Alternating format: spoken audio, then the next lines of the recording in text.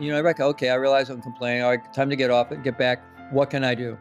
I say the magical, radical responsibility question is, what can I do? Because no matter how much I'm stewing in sense of powerlessness and it's not my fault and all these problems and, it's horrible, my boss is a jerk, and I can just take a breath and go, okay, this sucks. What can I do? Immediately, I'm back in the mindset of possibility, solution-based thinking, and there's a million things we can do. There's a million ways we can approach life, approach any individual, approach a boss, approach a colleague, approach a situation.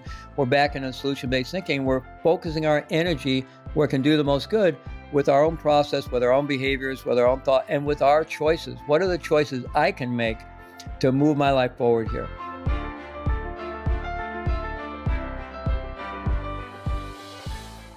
What is going on, everybody? Welcome back, guys, this week to another amazing, very, very, very powerful conversation here on the Superhuman Life.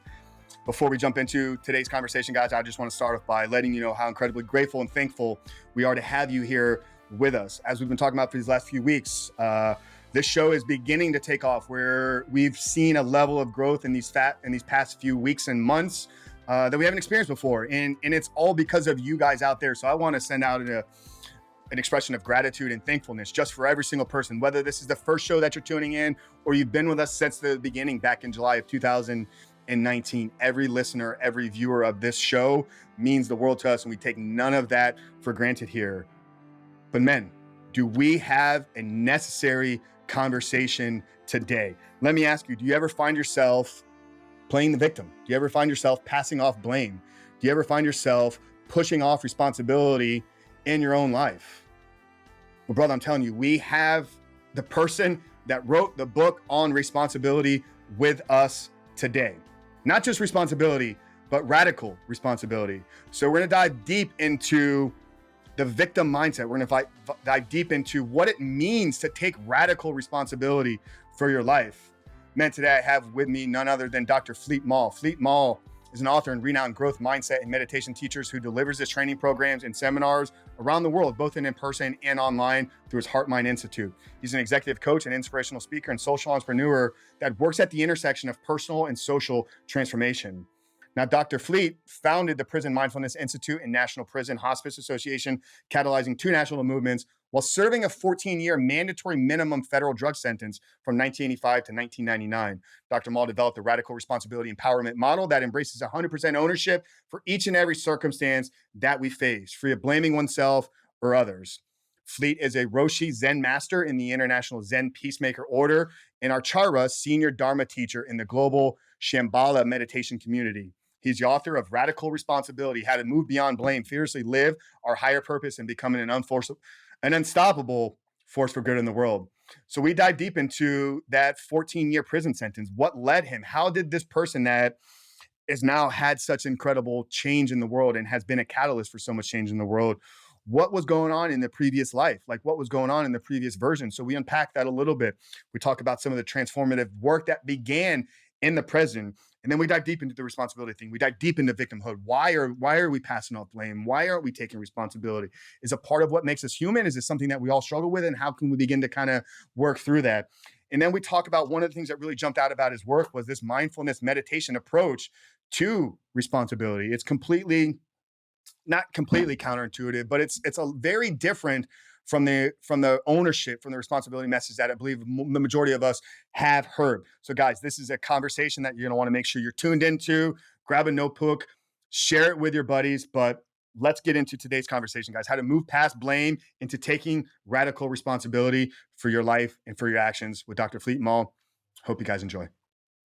Dr. Maull, welcome to the Superhuman Life. Hey, thank you for having me. Great to be here. Yeah, no, I'm really looking forward to this conversation. Like I was telling you before we got started here, I just think that there's so much in line with your work, your messaging, and what we're trying to create and build over here, both with our podcast and with our company, Rebuild Recoaching. You know, I've had the opportunity to get started on your book. I'll be honest, my goal was to have it done before speaking with you today. I'm just a little behind on some of that, but I've really loved your take on responsibility. I mean, I'll be completely honest. Like when I first jumped into it, a couple of the first couple chapters like really kind of threw me off. Like where's all this mindfulness and meditation stuff? Like how is this aligned with extreme ownership and much of what is being taught in the personal responsibility kind of ownership field, with your Jocko Willings or Yeah, exactly. it's been a big buzzword for a few years now.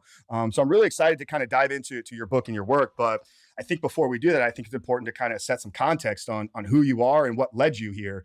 Like I'll share with you, you have a fascinating story, and we could spend the entire conversation here today talking about that, but I definitely want to add some context before we dive into your work. So I'll let you kind of pick maybe the point in your story and in your journey where you think it will really be relevant for us to start, and we'll kind of talk about what led you to this point where you had this radical transformation, and kind of got you into the work that you're doing now. So yeah, Fleet, take us back in time a little bit, and we'll kind of start the conversation from there. Sure, and we will circle back on what you ran into in the first few chapters of the book. You kind of, well, what's all this mindfulness, emotional intelligence, basic goodness, and so forth. And I love Jocko's book. I think it's a great book. I share it with my business clients. But the one thing I think distinguishes radical responsibility from some of the other things in the kind of responsibility, ownership, mental toughness, that kind of space is a lot of them talk about doing it, but they don't necessarily get into the deep, how do you do this? How do you actually get to that space? How do you actually transform your own psychology, neurobiology into that space? And so that's very much what the radical responsibility journey is about, the inner work of how you get to the place where you can actually take ownership at that level without turning it into self-shaming, without re-traumatizing yourself. Actually, how do you develop the resilience and the well-being and the self-confidence and the empowerment to actually embrace ownership at a radical level, right? So that's what the journey is all about. And, so that dovetails into my background a bit. I've, kind of been a spiritual seeker ever since I could remember. Actually, when I remember being a young child and life being really vivid and magical and full of awe. And sometime around when I started school, maybe went to kindergarten, like at 6 years old or whatever age it was. And it's just like it all went away and things just went to gray tones. And I wasn't happy with that. And I was always trying to get back to that place where I felt plugged into life and things that felt vivid and real. And that took me down a lot of twisted roads. Of course, I came of age as a baby boomer in the 50s and 60s. So, I went headlong into the countercultural movement of that time looking for it. But even before then, just early adolescence, early experimentation with sex and alcohol and then drugs and, all those things they had. There was some quality of something real about them, but, there's a mirage-like quality and, maybe it's a mixed bag. But if you got a big hole in your gut like I did back then and addictive propensities, then there's a lot of baggage and a lot of shadow aspects of that, right? And so, that took me down a lot of roads and actually I ended up earning my way into a federal prison sentence for drug trafficking. And I went in 1985 and came out in 1999. So, but I've always been kind of on that journey of trying to discover something that really felt real to me. In fact, at one time, I left you. I became so disillusioned, even after being involved in the counterculture, and there was some amazing things in the mid '60s, late '60s, and then things kind of shifted into kind of a darker world. Really, the bloom was off the rose in terms of the that whole kind of counterculture love revolution thing, right? Started slipping into harder drugs, and the whole scene just got darker, and plus what was going on at the country at the time in the country politically. Nixon got reelected for the second time. I just had to leave the country, and I ended up living outside the country in South America. And I was really trying to escape from everything, and including being involved in the drug scene and all the rest of it, and still looking for something real. And somehow I had some idea in my head that I would find that in Peru. I don't even know where I got that, but it took me a year traveling through Central America and so forth, a lot of different adventures. But I finally got there. And there was something incredibly magical about that place, just environmentally. I mean, you'd wake up in the morning and it was as if you'd had taken some psychoactive substance, but you hadn't, right? It was just the place had that kind of energy and luminosity to it. And I remember the first time I came back home after being down in Peru for about a year and a half, I came back, I kind of ran out of money. I went back to the States, to make some money. And I got back and I wasn't able to bring that with me. It was definitely environmental. I couldn't bring it with me. I found that really disheartening because it's really always what I was looking for. And so again, that just kept taking me on this journey. And I was somebody that came of age with a big hole in my gut, mostly alcoholism in my family of origin, and just a lot of splitting. I had a wonderful, beautiful mother who suffered from alcoholism, and once or twice a week or every other week, she went from being this incredibly intelligent, beautiful mom an artist into being this rageaholic, scary, crazy rageaholic that was just turning our whole house and world into insanity. And when my father wasn't around, she'd come after me. And so, it creates a real splitting in your psyche, right? And this was just her suffering. I mean, she grew up in such a repressed environment as a woman of her era that the only way she could, and release that repression and anger that was all in there was when she would drink, and most times she didn't, but she'd give in and drink, and then off to the races. So she had a tremendous amount of suffering, but it created a lot of splitting in my life. And so I graduated from high school in 1968, which was an incredibly tumultuous year in U.S. history with the assassinations of Martin Luther King and Bobby Kennedy, the Kent State killings. I mean, a whole incredible social upheaval. Maybe similar to what was going on with has been going on with the Black Lives Matter movement and all the protests following the George Floyd killing and all of that. But at any rate, I was a classic angry young man with a big hole in my gut, trying to fill it up with anything I could, drugs, sex, alcohol, whatever I could. And, so I was just ripe for it. I went off to a state university and went headlong into the counterculture and got into IV drug use and very serious drug use, and then small time drug dealing, like a lot of people do to support your habit and so forth. And as I said, I eventually escaped that and went to South America, and the drug thing receded into the background a bit. It was mainly adventure and exploring indigenous culture and the archaeology and the ruins and the history and just connecting with the magic of those places. The drug scene was still around on the periphery. And eventually I fell into small scale drug smuggling as a way to just keep living out this side of the system. I wasn't really trying to be rich. I justified it with all this us versus them thinking, right? And but eventually that all caught up with me. Along the way, I went back to get my master's degree and met my Buddhist teacher, my first teacher. I kind of discovered I was a Buddhist in high school when I first read some teaching. The first thing that ever made any sense to me. And I grew up in Missouri. There wasn't a lot of that going around, but I eventually found my way with books and everything. And I kind of zeroed in on the Tibetan Buddhist tradition, living in South America with a few books that were published at that point. And then I heard about the founding of Naropa University in 1974, which was founded by my Tibetan Buddhist teacher, the iconic Trungpa Rinpoche, one of the leading figures that brought Tibetan Buddhism to the West, and an incredible artist. And, it was he had relationships with people like William Burroughs and Dylan and Allen Ginsberg. He was just this iconic figure of that era. And so I got deeply into that path, but I still had this shadow stuff going on that it kept a secret from him, a secret from my community. And I'd disappear once or twice a year, make enough money that I could keep living outside the system and keep my marriage problems at bay and all the rest of it. And I knew I had to get out of that life. I wanted out of that life, but before I could untangle it, I ended up in prison. And so the reason, just to explain that, is I arrived at prison. My story's a little different than a lot of prisoners. When I arrived there, I had a lot of skills. I'd had a lot of training. I've been trained. I've been involved in deep Buddhist practice for a long time, which kind of begs the question, well, how did you end up in prison? But suffice to say, I was severely compartmentalizing my life, right? I was doing very sincere practice, going off and doing retreats, traveling with my teacher, and, but compartmentalizing, not really applying it to the entirety of my life, and having not really dealt deeply with some of my underlying addictions and problems and so forth. So I end up in prison, but nonetheless, I've got a lot of experience. I've been trained as a Buddhist teacher. I have a master's degree in Buddhist and Western psychology. So I came in with a lot of skills.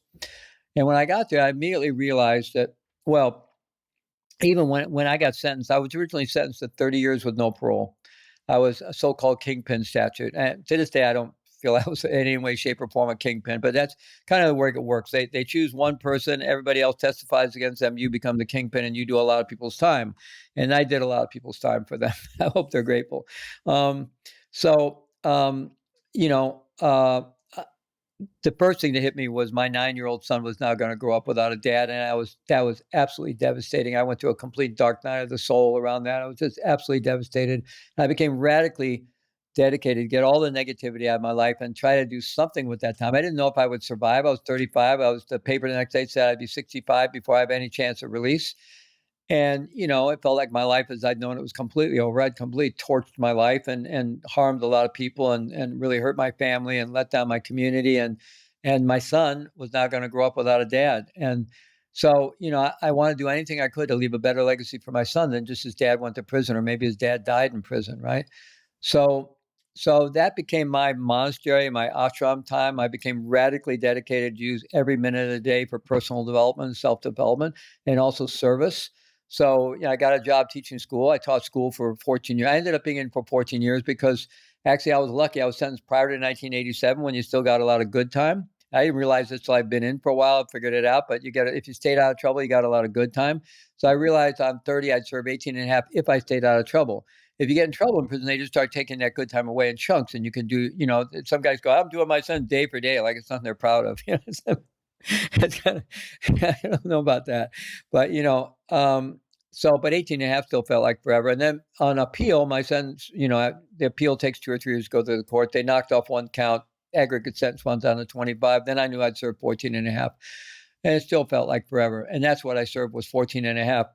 But I used that time, just radically used it for personal development and self-healing. I got very involved in 12-step work to deal with my addictions, was a leader in that and a teacher in that and a guide in that for many other prisoners for 14 years.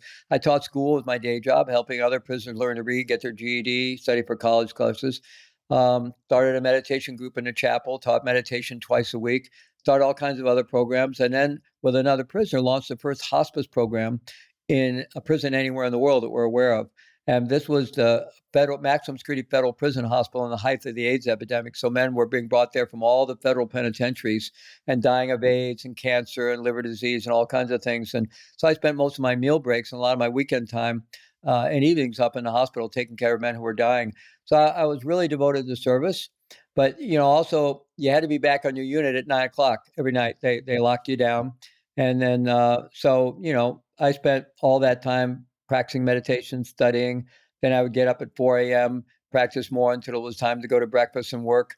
So I was living this really disciplined, austere life of both practice and service. And I did that for 14 years. I also now training myself for whatever contribution I'd be able to make to life if I ever got out, if I survived the time.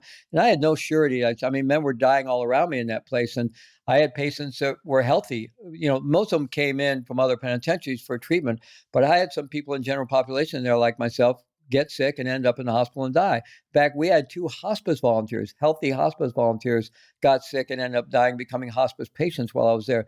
And there was also death by violence there. So, I had no surety that I would survive that time, but I knew that if I did, I was going to get out around 50. I'd be 50 years old when I got out. The IRS had a judgment against me for $300,000, and pretty tough to start your life as an ex-con at 50 with $300,000 in debt. And I knew I was really going to have to work, so I spent those 14 years just training myself and showing up and serving. And I'm very grateful that has led to a life of opportunity. From the day I got out, I've had nothing but opportunity to travel the world and serve and share. The connection with radical response really quickly is when I got there, I realized I was in this world of extreme negativity. When you first meet another prisoner, the kind of ritual was you go out and walk, lunch break, hey, let's go out and walk the track. So you go out and walk the track, big circle, you can walk around on the track outside. And they share their victim story, you share your victim story. Oh, my fault partner did this. Yeah, my lawyer screwed me over. And after I went to that ritual 2 or 3 times, I didn't want to hear my own story anymore at all. And I really didn't want to hear other people's stories, which wasn't very compassionate, but it's just not where I wanted to live. Fortunately, I had enough background and training that I knew I didn't want to come out of prison angry, bitter, with a big victim story. I didn't want to live that way while I was there. But that was the world I was in. There was also a lot of racism, a lot of anger, it's a very aggressive world. And, on a good day, maybe you only have a dozen severely demeaning incidents with your fellow prisoners or the staff, right? Just really dehumanizing, demeaning things. It's a rough environment. And I knew I was going to have to really take care of myself and really work not to take on those mindsets, right? And I also realized that I had earned my way into that place, even though there were lots of people I could, share the blame with. I did a lot of people's time. When the government prosecutes you, they don't play by the rules. They break all the laws. They play hardball. So, if I had chose to focus on all that, I could have my huge victim story going. But I'm very grateful. I just realized that was a dead end, and that the only way I was going to get through, either survive that time and come out as a human being that could do something with my life, was to take like 200% ownership of having got myself in there and what I was going to do at the time I had while I was there. And I used meditative practices to really heal any potential animosity I felt towards anyone. The agents, the prosecutors, my fall partners, anybody that testified. I really worked at dissolving all that. And I managed to do that. And I didn't come out of prison with any enmity towards anyone at all. In fact, I didn't live in prison with any enmity towards anyone at all. So it was that approach. And I also saw one thing I learned from my Tibetan Buddhist teacher, Trungpa Rinpoche. He had a real focus on being skillful. What's skillful? What works? As opposed to what's right or wrong. Now, it's not that he didn't have a sense of morality and what's right or wrong, but rather than getting into blame and right and wrong and accusation, it was more like, how do you work with the world skillfully? What actually works? So I had that mindset. So when you're in a maximum security prison, it's a total institution, which means it's like a totalitarian state. Resistance is futile. And this had a psychiatric wing where if you resisted things in that place, you'd be on a concrete bunk, 4-point restraints, being hosed down at night, pumped full of Halidol or Thorazine, literally. You could not buck the system there. And when you asked anybody, any staff or guard, anybody, could we try this? Could we start that? Could we have that? No. And if you're audacious enough to say why, which could get you in trouble, they always had a story. Well, we used to do that. Some inmate abuse or this or that. They always had a story why we don't do that anymore. So how do you get anything done in an environment like that, right? And I really wanted to show up and serve and make a difference and contribute. Very understandably, most people, when they're going through prison, they just try to kind of numb out into some routine and not feel it, not be there, sleep as much as they can just to get through this time. Everything's good is out there, and this is dead time, downtime. We just want to get through it. I didn't want to do that. I knew I was going to be there a long time. I didn't want to throw away a big chunk of my life. I wanted to experience it. I was a practitioner. Fortunately, I had all that background. And so I wanted to be alive and feel it as painful as it was. And, so that was my journey in there. And through that approach and working with people skillfully, I was able to really start two national movements, the prison hospice movement, and really catalyze them. We started the first hospice in a prison. Then I started National Prison Hospice Association from inside the prison. And today by the time I graduated, I think I graduated from Prison University. By the time I got out, there were like 70 to 75 prison hospice programs in the country, in state and federal prisons. We had radically changed end-of-life care in prisons and really impacted medical care altogether. And then I also started Prison Dharma Network, now called Prison Mindfulness Institute, to support prisoners who are interested in meditation and the people going into prisons with meditation programs. So those became, those are thriving. Prison Mindfulness is a huge organization now and supports prisoners around the world, and now works with first responders, with police, with corrections, with probation and parole. We just did a big first responder resilience summit last October.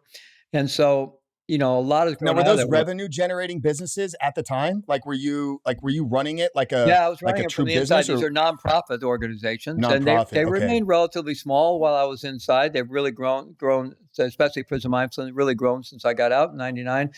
But I ran it from inside prison with the help of people on the outside. And, you're not supposed to be able to do that. If I'd gone to them and say, hey, I want to start a nonprofit, they would say, shut up, get back in your cell, right? But I did it and they didn't stop me, right? And I remember one time CBS, 60 Minutes, was starting a second show that was going to be on Wednesdays. So they were sending teams of producers and, and camera people and so forth around the country to check out stories. So they came there. They wanted to interview me about the work I was doing, especially the hospice work and some of the other work.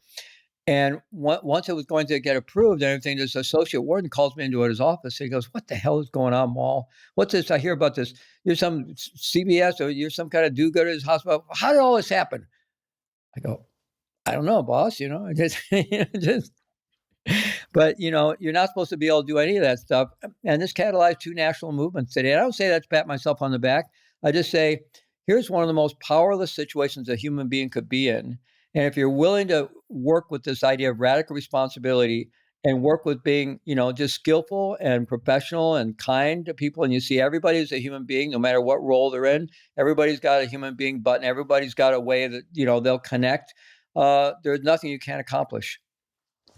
I love that. And I think it shows that, we're not just talking theories and ideas here. It's not like you just read a bunch of textbooks and you kind of developed a system. It's like all of this was birthed out of, like you said, one of the most difficult periods of time that any human being can go through. Maximum security, totalitarian prison. Like, but here you are, like taking 100, 200% ownership in that moment. And you've begin to change the world from inside a place like that. I think it's just showing like how powerful the human spirit can be when directed and put into something productive and something service oriented. Because for you, it wasn't about building a business, it wasn't about building a nonprofit.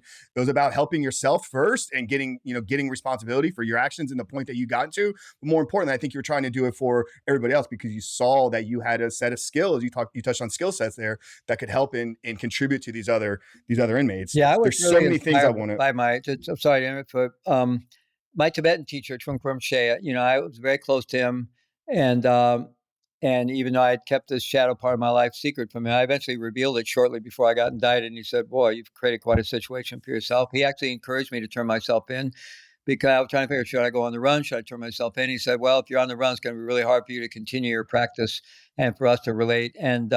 But even if you're inside for a long time, you can practice and take advantage of that situation, and we can continue to work together." So I did. The first time I ever took anybody's advice in my life, and I've actually never regretted it. I was scared of both. I wasn't happy about the idea of going on the run. I didn't really have any money at that time. That shows I wasn't much of a kingpin. I was already broke. But the idea of going to prison was pretty terrifying too. I'd seen a lot of prison movies, and it was pretty scary prospect of going to prison for a long time. So, um, but at any rate, my experience of him was he was someone who lived 24/7 in service of humanity. I never saw him have any other agenda other than being in service of humanity.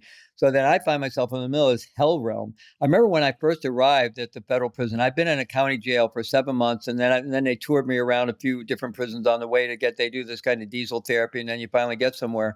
And and the county jail was quite a hell realm in of itself. But I get to this prison, and it was a relief because it was a big place, great big huge place, 1,300 prisoners and 10 different buildings, and all connected by underground tunnels. You could walk around. There were yards.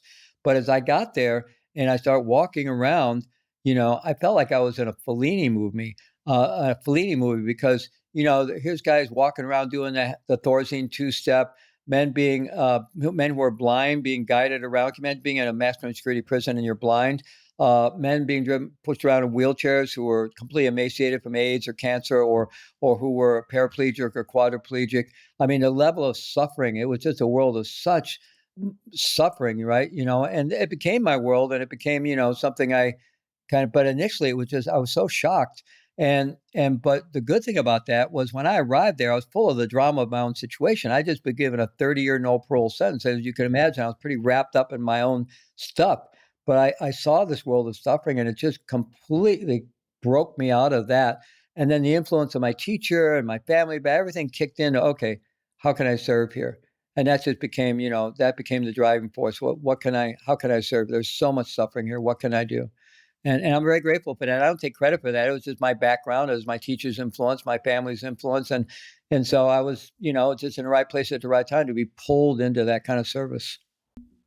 Yeah, I want to zero in here on this moment though, like when you were still, caught up in the drug trade and, you're kind of living this kind of parallel life. And I've heard you talk about it in some of your other interviews. It's like you described it as this cognitive dissonance. Like you were very aware at the time, this one part of my life is not fully aligned with who I believe myself to be. And I think, the vast majority of us out here and the vast majority of the people, the men hearing this right now have something in their life that isn't aligned. They're whether it's an addiction, whether it's a compulsive behavior with pornography, whether it's, they're sending text messages to a woman that, they probably shouldn't be, or maybe even they're just glancing upon something that they know they shouldn't be. So we all struggle with this on a daily basis. So what was the internal conversation for you back then? And then knowing what you know now, like as a trained expert and all the work and all the experience that you had done, if you could get your hands on younger fleet, like what would be the conversation like in the moment, brother? Like how would you make that change, or what would that conversation look like? Well, I don't with know what it the would younger have version taken of yourself? to get through to younger fleet back then. I was pretty much of a knucklehead, but man, I'm with you, brother. I had secret life within secret life within secret life. I had so many secrets going on. I couldn't keep them straight myself, right? I remember I had a good friend who was also a smuggling partner, but he was a really good human being. Unfortunately, he went to prison as well. He was the only other person who didn't testify. And when he got out, they wouldn't let him. They forced him into doing his parole in some little town. He had no opportunity. I don't know what happened, but he died about a year after he got out of prison. It was heartbreaking for me, right? But I remember he used to say about me, he says, you keep everybody on a need to know basis. Yeah. He says, you're like Mr. Secret, and it was, all my relationships were out of integrity.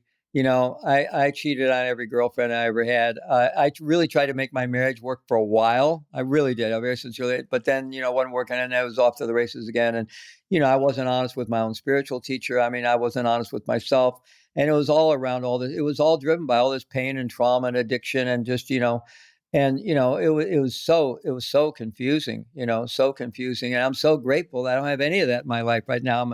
I haven't had for a long time. I'm an open book. What you see is what you get. There's no secrets. I don't care. Anybody can grab my phone, my computer, anything, and just open it up, go look at it. I don't care. I don't have any secrets anymore. It's such, I could cheer up. It's such a really good, it was so painful to live that duplicitous life. Even though, back then I had a sense of being a good person. I was doing my best. I was trying, I wasn't like a horrible, evil person out trying to harm people at all. Not at all. Most people didn't think of me as a jerk, or anything like that. But I just had all these secret lives going on, and all this lack of alignment. And so I self-medicated around that. I just self-medicate. I mean, when I'd be off in retreats traveling with a teacher, that world was so powerful that I'd kind of settle in that world and be okay. And then all the rest of my crazy life just wasn't there. But then I come back into my daily life around that cognitive dissonance. I was using alcohol and Coke and everything else to self-medicate.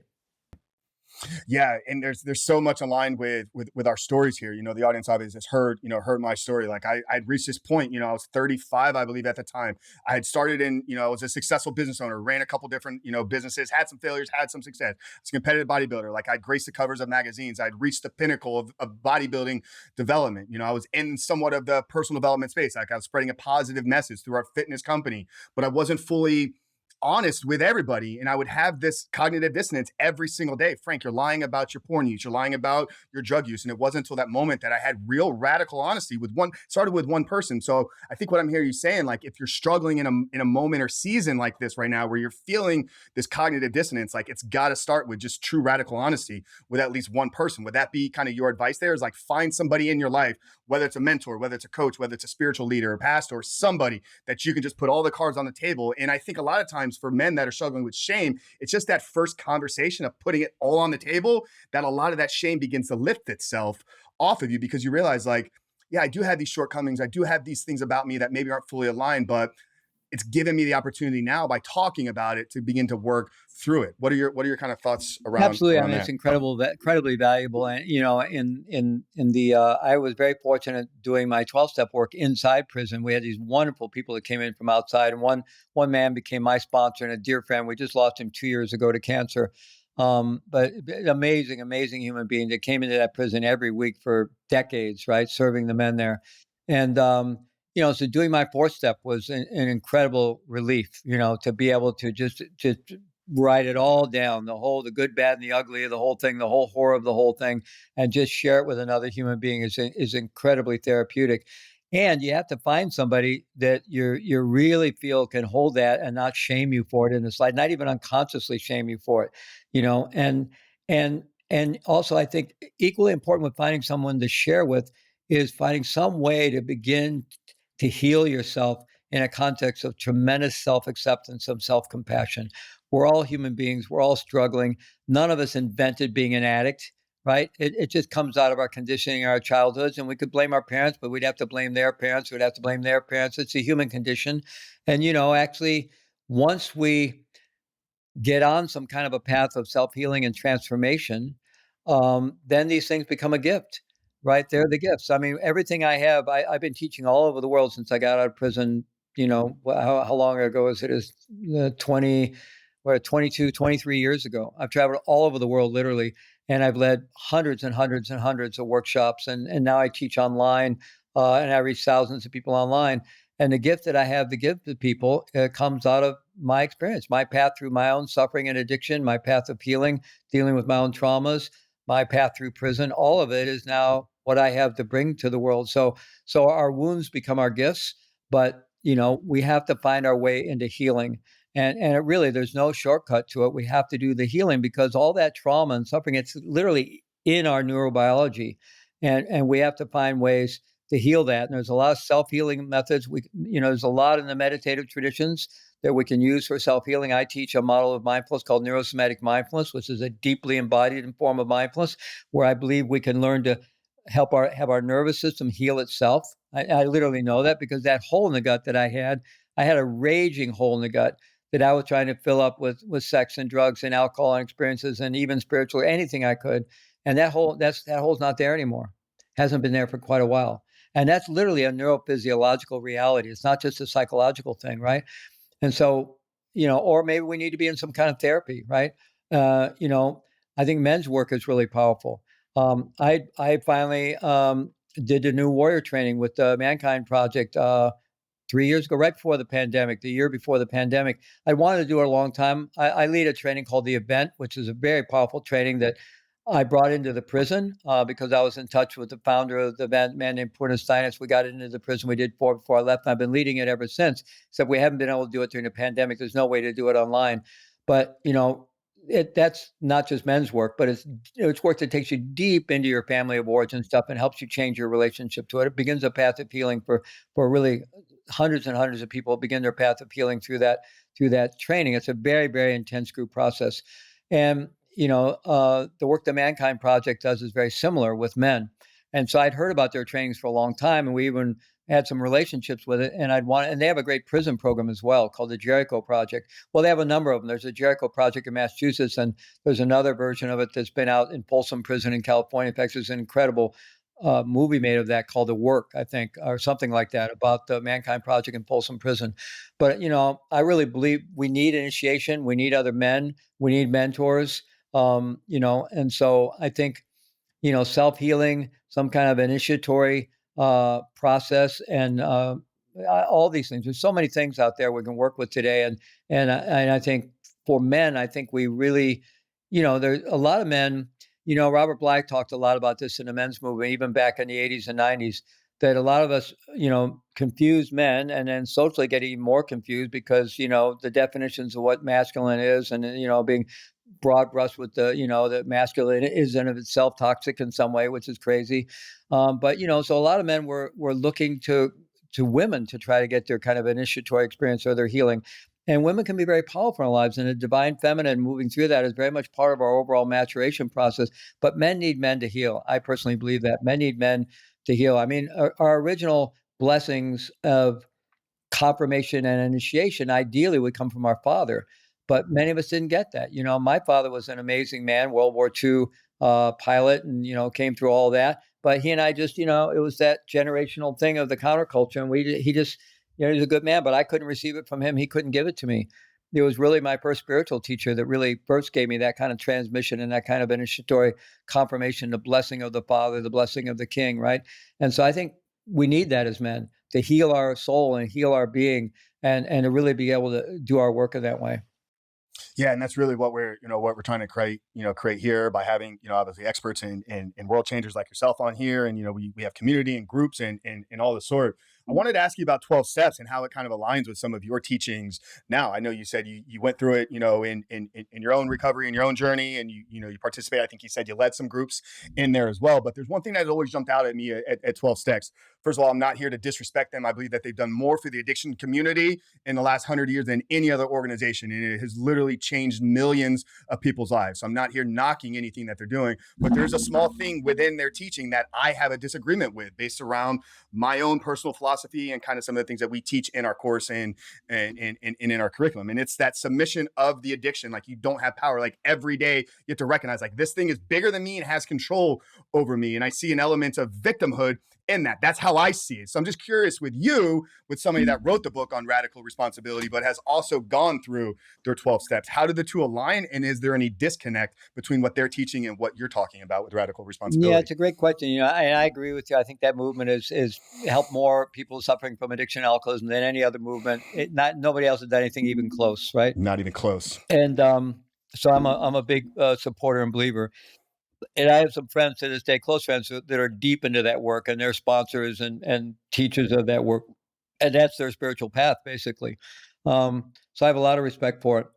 When I was originally involved in it, because I was, kind of a recovering Catholic growing up in the pre-Vatican II Catholic middle-class family in the 50s, right? That fire and brimstone kind of blame and shame kind of theology, which fortunately they've changed, but for the most part. But at any rate, I didn't align with that. And, I was definitely a Buddhist. I think I've probably been a Buddhist for lifetimes, as there is such a thing as multiple lifetimes. But anyway, here I am doing the 12-step work, and there's a lot of God language, and Buddhism is a non-theistic tradition. It's not atheist. It just doesn't define, a personhood around the sacred, right? Or the unconditional. And, I struggle with that language because, the 12 step was developed, Dr. Bob and Bill W., in a kind of a Christian context and milieu back First then. So century it had Christian those Orthodoxy. influences. Yeah. If you read the big book of Narcotics Anonymous, it's a little less so because it came along later.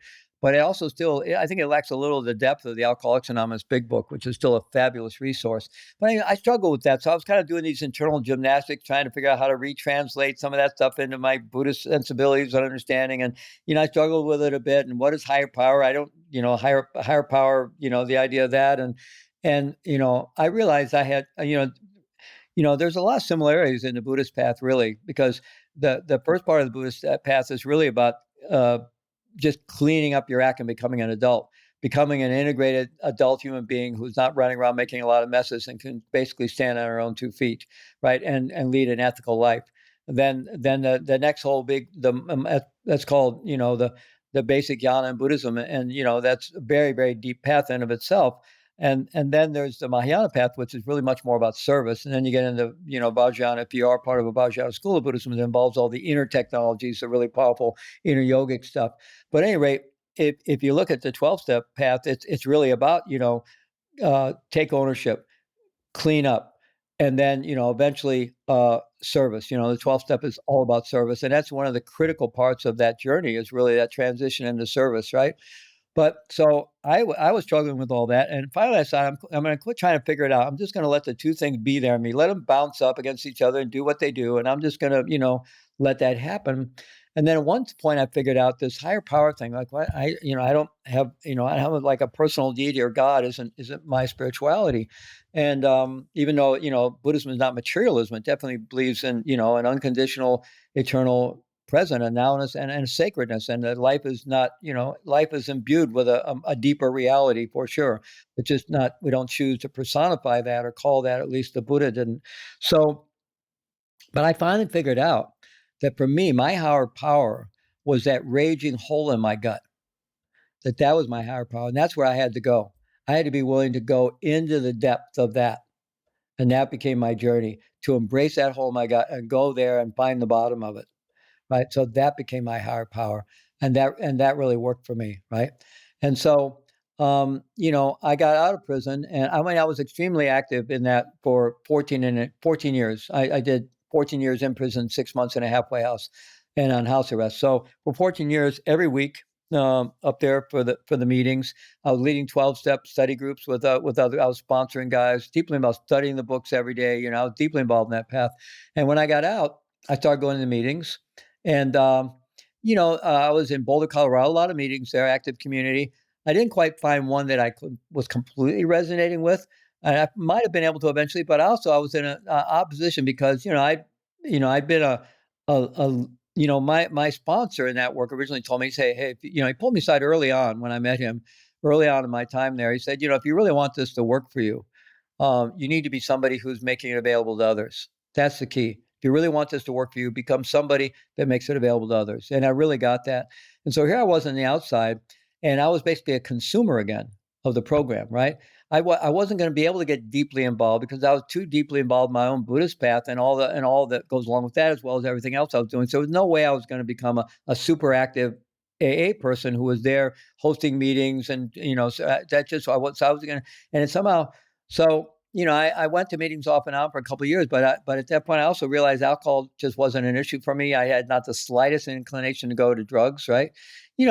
I still have a mildly addictive person. I wouldn't say it's completely gone away. I have to regulate myself to not go for the extra potato. Oh, I don't eat potato chips anyway, but the extra whatever, right? My food thing, it's well under control. I stay in good shape. I have my weight in really a pretty ideal level, so I keep it under control. But I have a tendency to, over, so it's not completely gone from my psyche, but I have not this, I have not had any issues with alcohol, not slice and inclination to drugs. So it's just not my issue anymore. And that is one place where I differ with AA a little bit. And I don't really know the truth is, like a part of what you hear in the 12-step work is once an alcoholic, always an alcoholic, once an addict, always an addict. You're a recovering alcoholic, you're a recovering addict, but you're one misstep away from a relapse, right? Well, I know I'm not one misstep away from a relapse, right? And I'm sure there are some of the, like my sponsor was very well connected in AA, and he brought some guys into the prison who are like the real AA heavyweights, the ones that tour the country and have become highly accomplished people out in the world. And they're the big, the circuit riders that do and a couple of them were amazing. And I know they didn't think they were one step away from a relapse, but they probably, don't necessarily share that. You wouldn't go to an AA meeting and go, I'm cured, right? That's not the message, right? So I think that's a little problematic, but still, I think in general, for a lot of people, they are one step away from a relapse for a long time, and maybe some people forever, right? And so, God bless them. That program is fabulous. And if I ever got in trouble, I'd be right back there because I love that work and I love that community. But fortunately, I haven't got back in trouble with alcohol or drugs. Yeah, no, I think that's great, and I think we're on the same wavelength here, and I think we're seeing it exactly the same. We send our work, the recovery side of things that we do here around an identity change. Like you're becoming the man that is no longer addicted to porn, and it kind of goes with what you were talking about with some of this neurosomatic mindfulness. Like it changes who you are at the neurophysiological level. Like you become a different person, and I think it's in that process that you're going to go from that recovering addict to now the recovered. Like I no longer have to identify that. And I think that in of itself is one of the most empowering things that anybody can do that is struggling with an addiction, struggling with a compulsive behavior, is once they go through that identity change of seeing themselves becoming that new person. And that's now how they identify and how they show up in the world. That is what we try to help our men do. And I think it's right aligned with what you were getting to here. I definitely want to dive into, some of the tactics in the book here with the remaining time that we do have. So can you maybe define radical responsibility? Yeah, the way I usually describe it is voluntarily embracing 100% responsibility or ownership for each and every circumstance we face in life.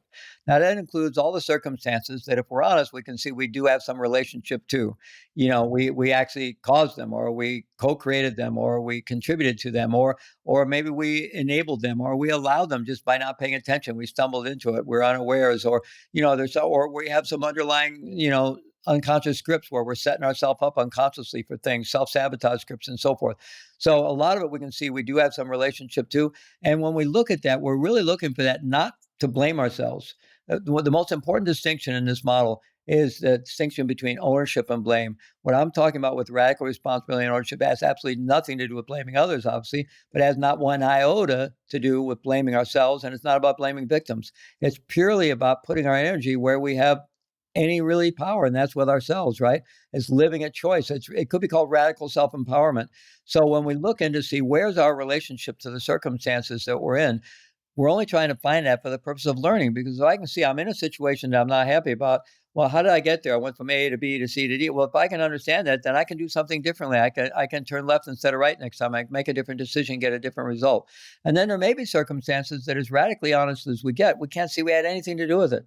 Right? It just feels like it fell out of the sky and landed on our lap, and everyone would agree. Maybe it's something that's incredibly unjust. Nonetheless, and it may be completely normal to people. People are victimized in life. There's no doubt about that. Terribly, horribly victimized, and they may need to have that validated and really be supported in that. But at some point, if we stay stuck in that sense of victimization and build an identity around that, it's going to be incredibly limiting to our lives. So at some point, the salient question is: here, this thing is in my life. And, maybe it shouldn't happen to anybody. Maybe I had nothing to do with it. But at some point, the salient question is, what am I going to do with it? It is in my life now. What am I going to do with it? What's the most creative way I can respond to this so I can move forward in my life in a way that's beneficial for myself and others, right? And not get trapped in this experience of victimization. And of course, not only, do we go there when we experience really serious victimization, but we all go there all day long around all the garden variety of stuff. If you pay attention to your mind, you're going in and out of that victim mindset all day long, right? And a lot of us feel like life is just constantly happening. We feel a victim of our condition. We feel a victim of life. We feel a victim of the government circumstances. Life is happening to us. I'm just trying to survive and cope, and I'm the victim. And everybody, it's like, and it's just all pervasive, right? And the problem is, and you can see with a lot of circumstances, like, let me give you an example. Let's say you and I were in business together, And then something goes wrong, and and it's all disrupted and it's falling apart, and we're in a big blame fest. I'm convinced it's all your fault. You're convinced it's all my fault. We're ready to go to fisticuffs, or we're starting to lawyer up. We're going to go to court. And fortunately, we have a friend that says, no, come on, you guys don't want to do that. You get a mediator. I know this mediator, and you can do this and get beyond this, and you may be done with each other, but you can get beyond this without going to jail or without spending all your money on lawyers. So we both kind of reluctantly agree, and I'm more confident. Of course, I know I'm right. You're a little nervous because you're not so sure you're right, But at any rate, then we go to this mediator, right? And the mediator listens to each of us independently, and then brings us together and says, "Boy, I don't know. You're both incredibly um, convincing people and salespeople, and it's a he said thing. I'm not sure what to do, but I'll tell you what. We have the videotape, and I'm going to go put together a focus group of really smart people that don't know either one of you, couldn't give a hoot about either one of you, and we're going to see what they have to say."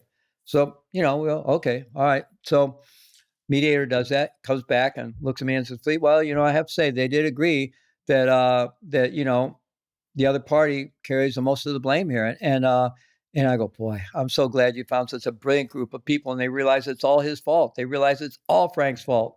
And the mediator said, "Well, no, actually, Fleet, no, they did say, you have about 30%, 40%." And I don't believe it, but as long as they agree, it's all his fault or mostly his fault. Media keeps pushing me on it. Okay, all right. I probably did have some small part to play. I'll own that. I don't know if it comes up to 30 or 40, but I'll have some part. But as long as they agree, it was mostly his fault, and I feel vindicated. I feel good about it. Like, does that really make sense? Because if I'm convinced, I'm unhappy by definition, right? I'm really unhappy about this situation, and if I'm convinced that it's 30% your fault, 40% your fault, 60%, whatever it is, how much of my power am I giving away to you? All of it. Really, all of it. You could say 30, 40, but really, in a sense, it's all of it, because I just put you in charge of my internal state. I don't get to change and feel differently until you change. Can I control you? No, No, not if I don't allow you to. no, I can't control you. I can't control you. And so I've just given away all my power. And that's the problem with blame.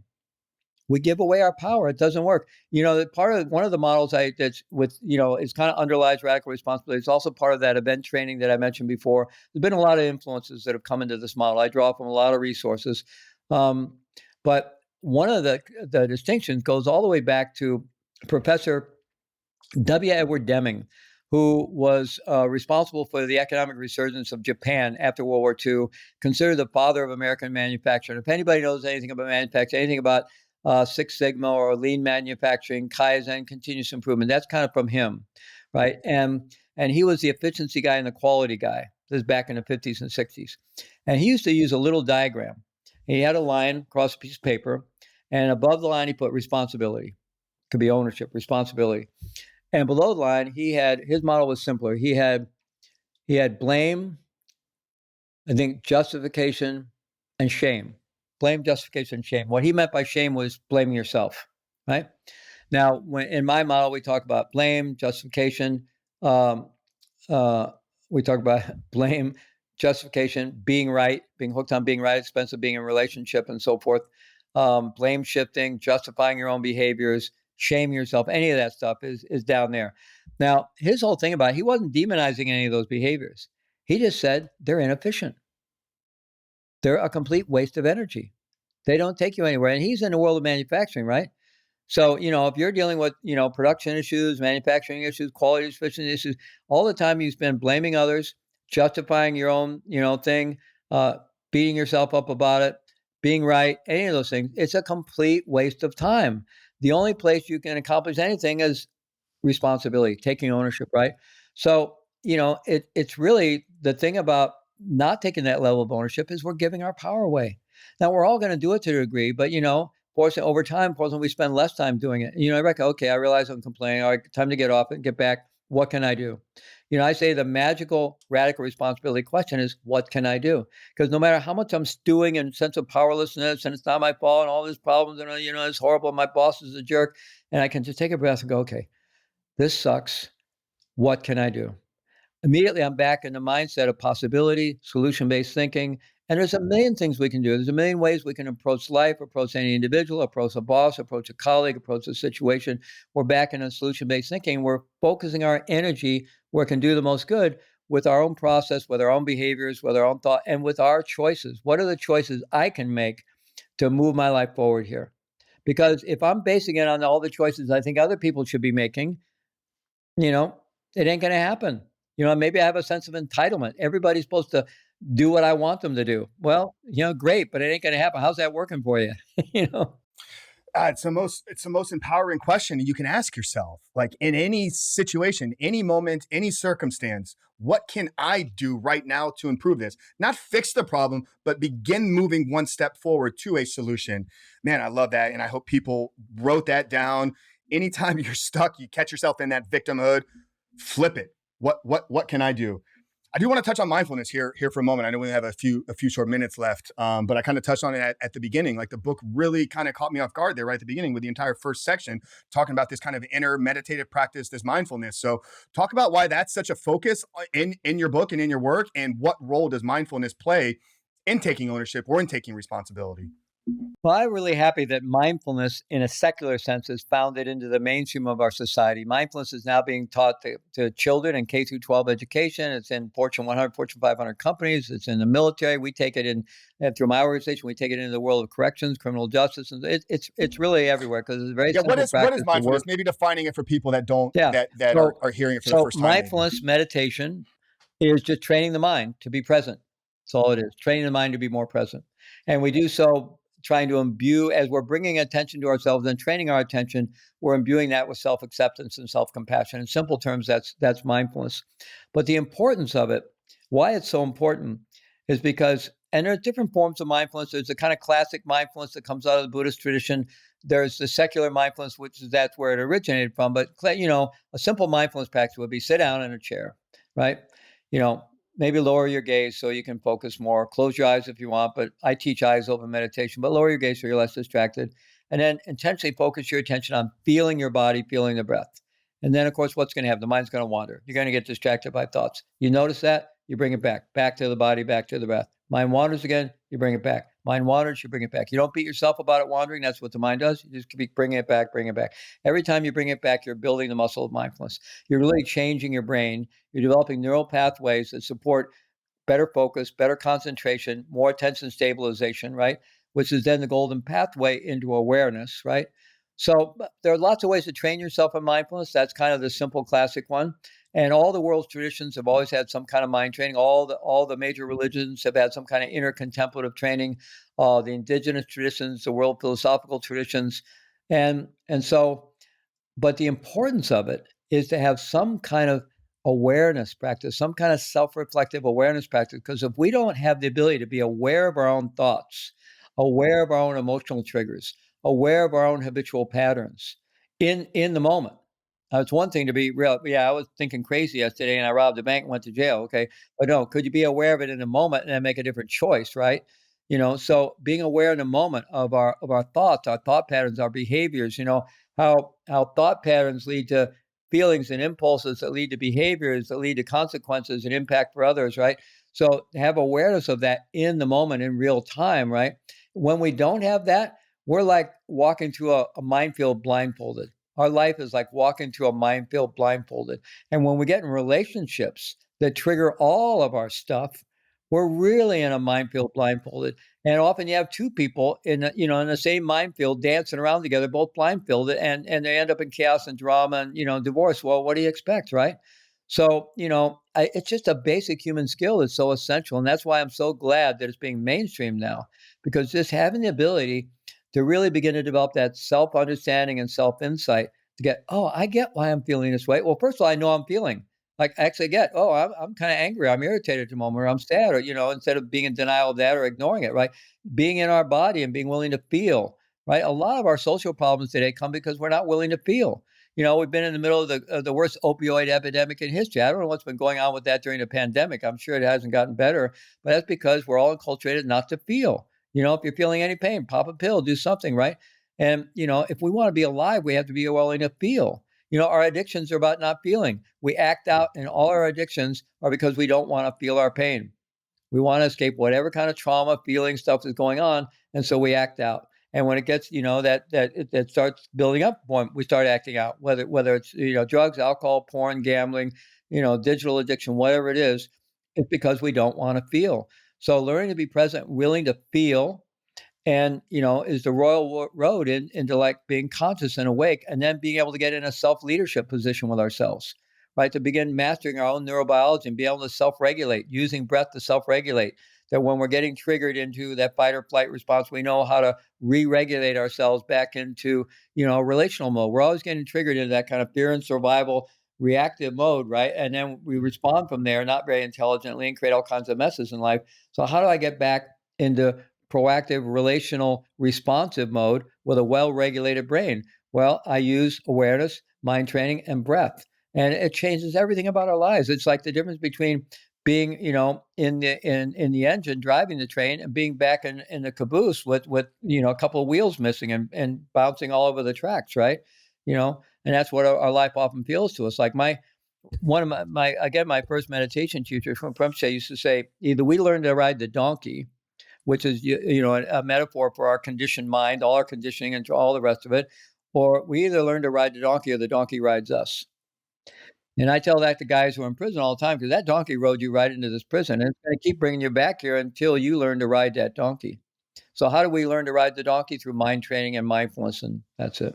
Yeah, absolutely. And that's why we teach it in our courses and in our coaching. It's a huge part of what we do. And I tell the guys, like, these practices that we're putting you through, these meditation, mindfulness, it's not that it's going to create this struggle-less life. Like, it's not going to make all of your problems going to go away. You're still going to face the same challenges. You're still going to face the same difficulties. But what it's doing is it's giving you this set of tools now that you have, that in those moments you can deregulate your autonomic nervous system, take you out of that fight or flight mode, begin to kind of take those thoughts captive and understand why I'm feeling this way, and process and navigate through the situation through responsibility. So Dr. Fleet Maull, I appreciate you so much. It's been an amazing, amazing conversation, much needed for the time that we're in. And I think to kind of touch on the opioid thing that you talked about there, I believe, based on some of the studies that I've seen, like, it's shot through the roof here in the last 2+ years, because everybody's, like you said, like you talked about, trying to fill this, this God-sized hole in all of our hearts. Like, everybody's trying to fill that with something else. So guys, I want you to go out there and check out the book, Radical Responsibility: How to Move Beyond Blame, Fearlessly Live Your Highest Purpose,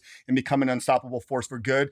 It just goes so much deeper into what we talked about here, the practicality. I love how the book is written kind of in a course structure with assignments at the end and sometimes throughout the chapters. Like, it's not just a book you sit down and read and consume. It's a workbook that's going to navigate this through you and equip you with those tools.